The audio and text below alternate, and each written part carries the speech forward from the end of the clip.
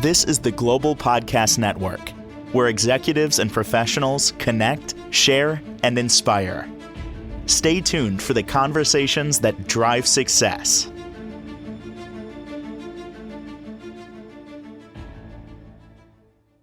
Welcome back to the show. We are joined here by our friend and Chief, I love calling you this, Chief Clutter Clearing Officer. That's the CCCO of A Plus Clutter Clearing Service based out of beautiful Boca Raton, Florida. David Hall, welcome back. How are you today?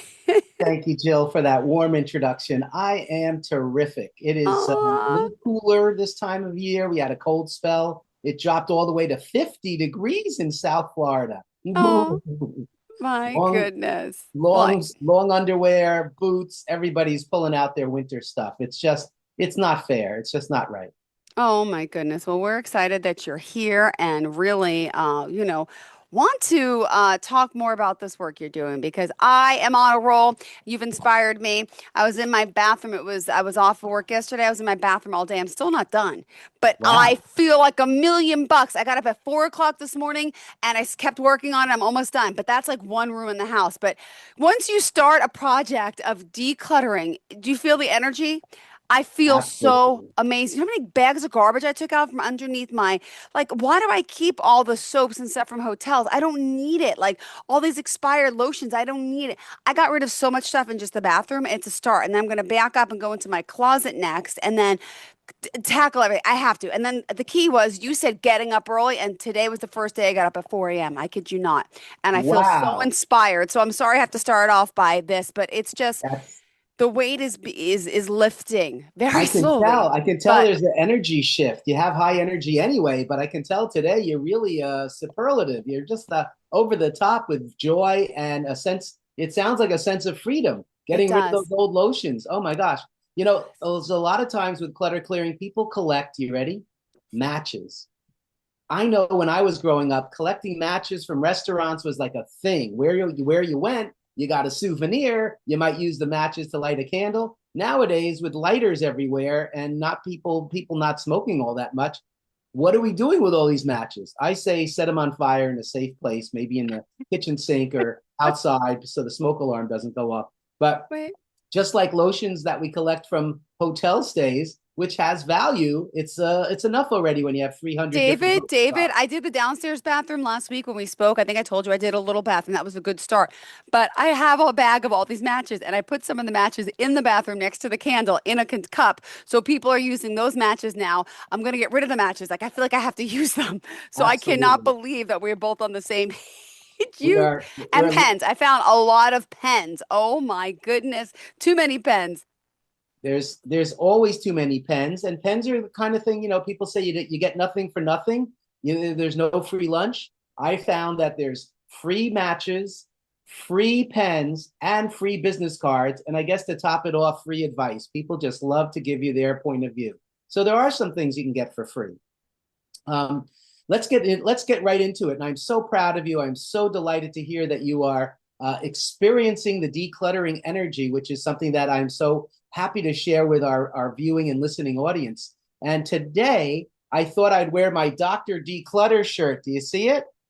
I I'm a, was I'm a, wondering. You look like you're in a lab coat. Oh my God, I I'm a didn't read it. doctor. I'm a doctor of decluttering, and so today I wore my lab coat because I'd like to answer viewer mail, viewer questions. Those that are listening on the podcast and all around the world, we'd love to answer some of the questions that you have out there. So, how does that sound, Jill? Is that all right?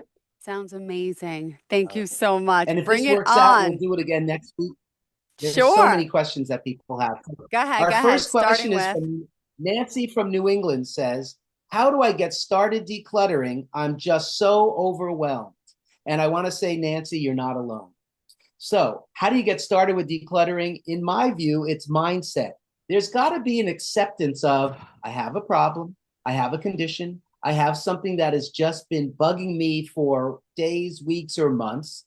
And now I want to do something about it. I want to clear the clutter to clear the mind. So the first step really is to accept that you want to take on this project as opposed to the opposite, which can happen, which is Not today. I got too many other things. Oh, I got a soccer game. I got to pick up the kids. Hey, I got to do laundry. Oh my God, I have a stamp collection I haven't looked at in 20 years. And people do everything but decluttering because they're not in the right mindset. They're not in the frame of mind that says, I'm ready to take on a project. So really the absolute first thing is to accept that you have this clutter that you'd like to remove. And then you take on the steps of my SMART system, which is available on my website, aplusclutterclearing.com. Or S stands for start simply, M stands for mindset, A stands for action, Wow. and R stands for reuse, repurpose, recycle. And T is the result of doing these steps, transformation. The idea that we let go of things to free our minds for bigger projects. So we're not worried about laundry, magazines, old mail.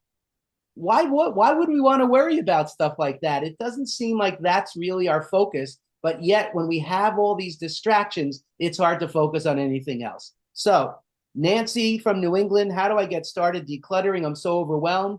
The simple answer is accept that this is something that you can do. And when you have that positivity, I think that you get momentum. You get a chance then to say, oh my gosh, I can do this, and start with a simple area, the laundry room, a top drawer in the kitchen, one little area in the bathroom. You started in the bathroom, Jill. I think that's because it's a very important room to have clean because it's usually smaller than every other room in the house. Yep. So you can verify that that's a good place to start because it's finite. There's only a couple of cabinets, a couple of behind the mirror. What do you call that? The medicine Vanity. cabinet. Yep. And by the way, medicine cabinets are a spot that people often forget, including me just now, because we don't look behind that mirror. We just accept that there's a mirror. No, there's a hinge and a door. And then when you open it up and you find medicines from 1847, like from Ben Franklin, there's ways to dispose safely, by the way, of old medicines that are expired. Do you know what that is, Jill? No. Oh, do you So, add them what into water? Do you dilute Well, them? so there's different points of view. I'm not saying my answer is the only answer, but what I read about from hazmat certification systems, the idea is to take the pills out of that orange pill jar and put them in the garbage loose. Do not put them down the toilet. Do not flush them down the drain because what happens is that goes into our water system, and there is proof about this. The animals, the fish, they're all on Prozac. So the fish are swimming like a little bit more lazily. So it's very important to not flush medicines down the toilet. The reason what we separate the pills from the jar is so that junkies or people looking in dumpster diving or anybody that is just looking for Mm-hmm. medicine in a way that's not healthy jar in the canister and it says, this is 100 milligrams of XYZ, then people generally say, oh, that's something I could misuse and mistreat. So the safest way to do it is just dump it in the garbage, not down the drain, and empty those vials of medicine so you can't identify. So there's a helpful hint right away. Love it. Any questions so far? Speaking of bathrooms, I don't know. Did you get a text message or you don't have your phone near you? I do have my phone. Did you just text me? I think I did. I don't know. Hang on. Did you want to text me or do you Yes, want to? I did. I was waiting to hear a ping, or I didn't know if that was even your cell phone number that I call. Oh, this was me yesterday after the pictures when I'm Okay. done. Oh, that's But look, no, fantastic. look, zoom in. Look at all the tampons, the lotions. That was my bathroom. Wow. See, that's the thing. Clutter clearing is a good project because you get to see all the stuff that people use in their daily life. Wow. Oh my God. I think you need me to pay a visit. I definitely want to come up there and and I and wait till I show clear you. your I'll clutter. I'll be sending you the rest. But okay, I started. But like, Fantastic. yeah, I was telling you before the show, I was in my bathroom ripping at thing, and it took all day yesterday. Again, I have kids, so I can't work in full pace. I need to work alone, and it's still not done. But I woke up at 4 in the morning and I continued, so it's getting better. It's almost done. I see a pair of nice shoes. I wonder what those are doing in the bathroom. Right, exactly, The right? mind goes wild. Oh no, no, no. It was from like I went out to dinner like a month ago and they've been on the floor because I just throw crap on the floor. What else is there? Chargers, Amazon bags. I mean, Yep, yep. A lot of like nail all these files. lotions that are expired. I'm like, I mean, really? Do I need all this stuff? I don't get it. Oh, and there's tweezers. How many oh, there's a Halloween decoration. There's clip Paper nail clips, a clippers. couple of, oh, there's a adorable. What is that? A little ghost of something. Oh What's yeah, it? that's the They're adorable. Halloween decorations for my bedroom that are not put away and are trickling into the hall because the cats kick them or I kick it. I see a couple of menu items. I see some pills. What a mess. I see your foot. Very nice toe. I think that's a left foot. Very Thank sweet. you. No All right. shame. Nail We'll do files. that more offline, but I think for our audience, they're not really seeing the pictures. But I can Yeah. tell you it was a mess, and I'm glad to hear, and I'd like to see some after pictures. Did you send some afters? No, I didn't take an Not yet. after picture. It's Not not done. done. I have to do it in the daylight tomorrow. Go Understood. ahead. So continue. All right. So that's from Nancy from New England, how to get started. And I just gave you that, my best response. Great. Here's a question from Olga, who's overwhelmed. And Oh. she says, if my husband is a slob, how do I get him to be neat and orderly? This comes up Ooh. a lot, Olga. So what I'd like to say is this. When we do organizing, home decluttering, and straightening things out, it's always, always best to look at ourselves first before we start to point the finger at our spouses, our significant others. Nothing good, and I tell you, I've seen this in many times, nothing good comes out of saying, you're the pig, you're the slob, you're the one that's making this house a mess. You know what happens when you do that? People get defensive, they shut down, they don't want to really be a part of the conversation, and they're certainly not going to clean their clutter based on that. So blaming others, shaming others, pointing the finger just doesn't seem to work. So what to do? What to do? I like to think that you incorporate the person that is maybe the focus of the clutter, Yeah. incorporate them, work with them. You may want to have them work with you on a project. Here, honey, let me show you how I fold my laundry. Oh, please, I'd rather do nothing than Uh-huh. that, you know. But if it's not is focus on yourself so the other person can feel at ease and not Hmm. under pressure or be defensive about their organization or lack of organization skills. Usually by example, the other person will come around and say, you know what? I hear what you're saying. I'm going to start to fold my tissues as I throw them in the garbage can. Something, you know, you want to get some concession, small at first, so that they feel trusted, loved, and heard. Because again, if you point that finger out, you want to send it right back to yourself and say, I am an example of clarity, decluttering, and organization. And based on my example, I can help you, my family member, my love of my life, be more orderly in a way that works for both of us. Sounds good. So I'm going to stick with that answer. Sure does.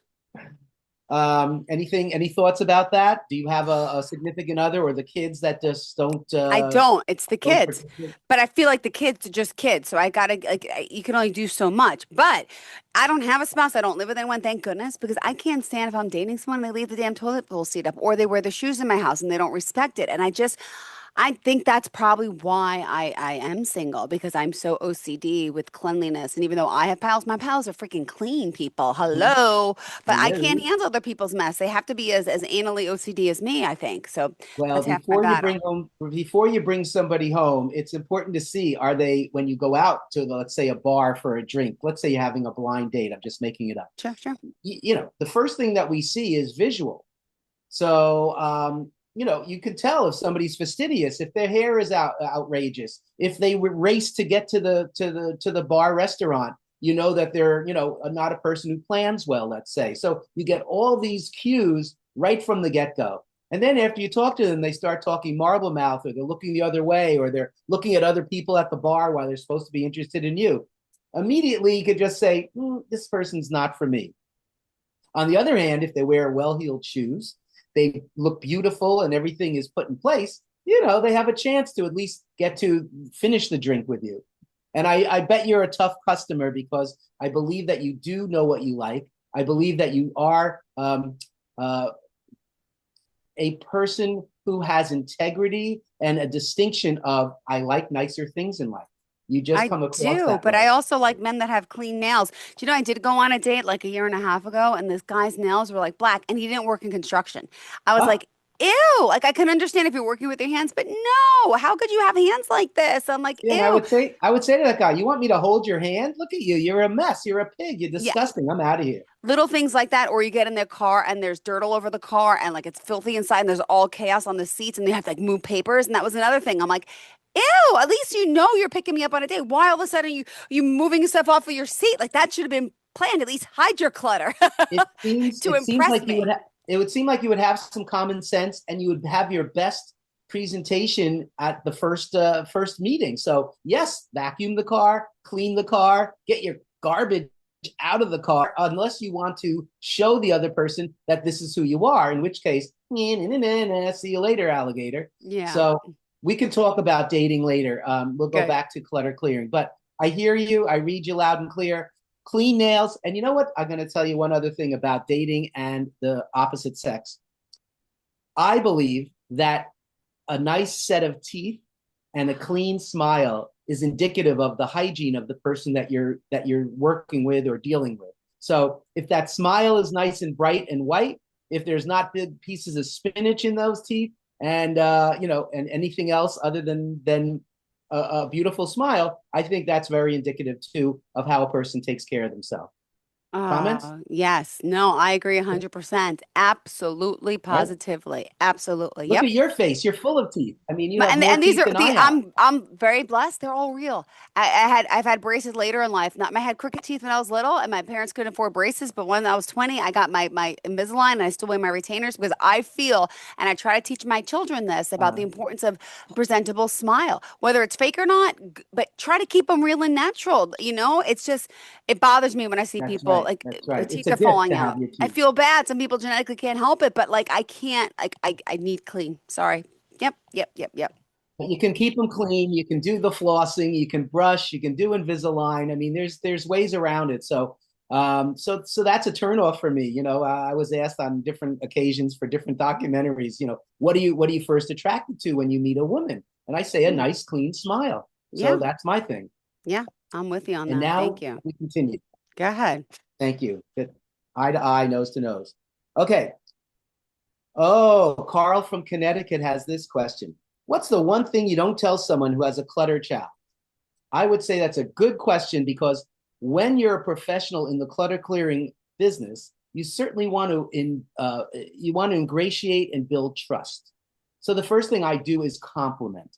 Yeah. Beautiful home. Wow, I love what you've done. What color is that on the wall? Oh, that's brown.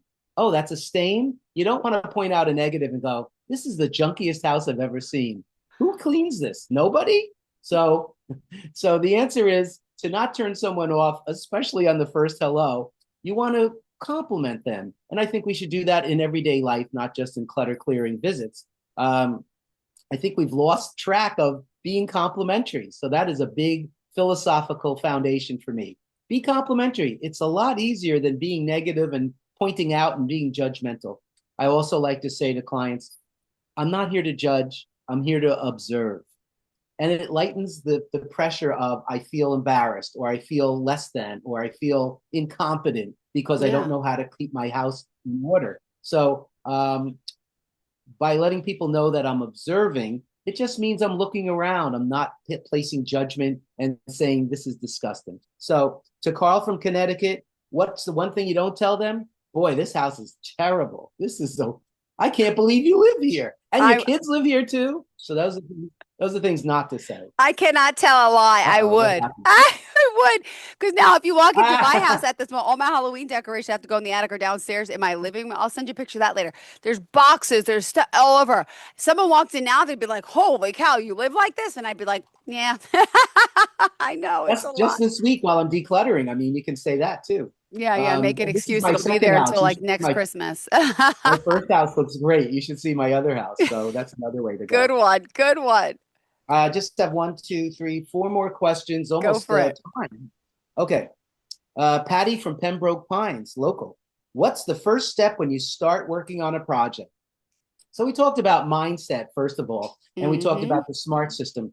But really, the first thing I like to tell people is to clear a countertop, whether it's a kitchen, a bathroom, a bedroom dresser, anywhere in the house that there's a flat surface of stuff on that surface. The first place to start after getting your mindset, glass of wine, good music, etc. Take everything off the surface. Don't think about where it goes. Take it off the surface quickly and put it in a safe place, whether it's on the floor or another counter. Just get everything off the counter quickly. Why do I say quickly and without thought? Because you want to see progress. And when you clear that counter of everything off of it, you feel already, oh, I see that this is a possibility Yep. better than 500 things on the counter. And yes, I need to know where everything is. And if I don't see it, I won't know where it is. That I hear a lot. But let's clear the counter first. Second step, Okay. wash down the counter, whether it's with a spray, a paper towel, a rag, or a soap and water. Clear that space, clean it up. And now the big secret. Here's the big Ooh, ooh, reveal. ooh. When I start to think about what do I put back on that counter, let's take it as a bathroom counter vanity top for a second. And you're working on your bathroom. So the thing to do is be, and here's my magic word, deliberate. So to declutter, where is that? Oh, it's over here. To declutter, you need to be deliberate. That means purposeful. What you put on that counter matters. If you just put a whole pile of stuff on the counter, then you're back where you came from. So you don't want to be back where you started. You want to be deliberate. So let's say on a bathroom vanity, you need to have a toothbrush. Fair enough. Use it every day. Hopefully use it twice a day. Put your toothbrush in a nice jar, in a nice spot, in a place where you'll see it, you'll appreciate it, and it's there for you. Okay, so that's pretty obvious. Mm-hmm. Sometimes people have a cup for rinsing out their mouth. Put that around the counter. But then it gets a little hairy. Mm-hmm. Brushes, speaking of hairy, brushes, combs, tweezers, those weird things that women use to make their eyelashes curly, Mm-hmm. and any number of things, moisturizers, perfumes, yada, yada, yada. Of course, it matters how big a surface you have. But regardless, it's about being deliberate, putting things on there that you are proud of, that you like, that you use on a regular basis. After that, everything goes in a drawer. And that's a second step to decluttering. Let's do the countertop first. Let's have it clean as a whistle. And then we can figure out what to put in the top drawer, things you use most often. The second drawer, things you use less often. And the bottom drawer, things that are stored away either as replacement soaps or replacement shampoos or what have you, blow dryers. You know, blow dryers are big no matter what we have with a blow dryer. It's always this weird clunky thing that looks like a shaped like a gun. And there are places that have holders for that, but it's always very clunky.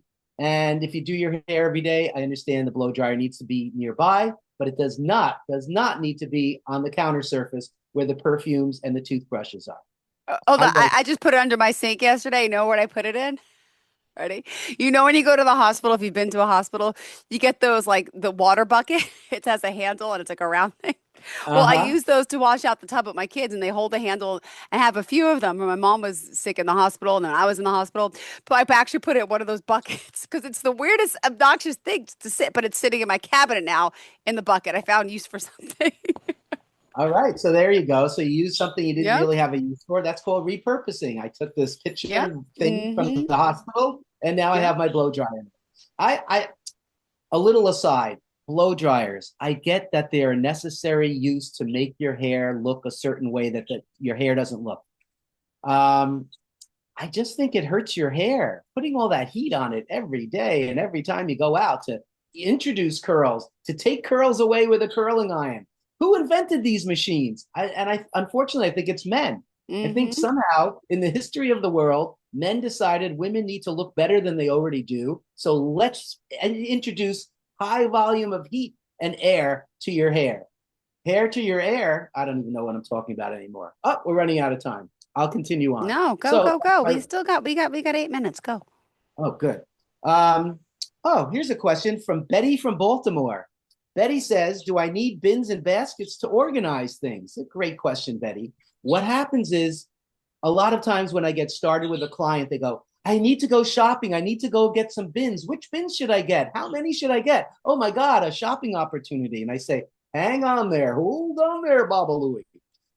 Don't get the bins before you declutter. Get the bins after you figured out, what do I need the bins for?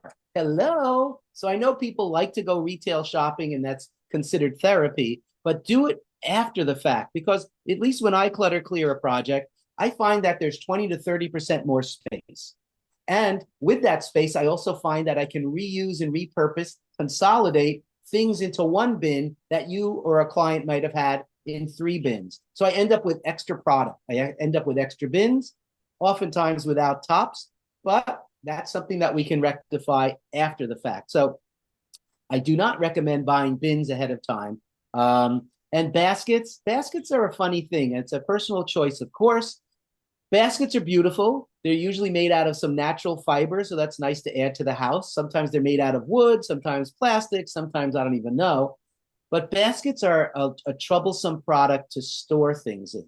If you have a basket of flowers, for example, that's one thing. If you have a basket with fruit in it, I get it.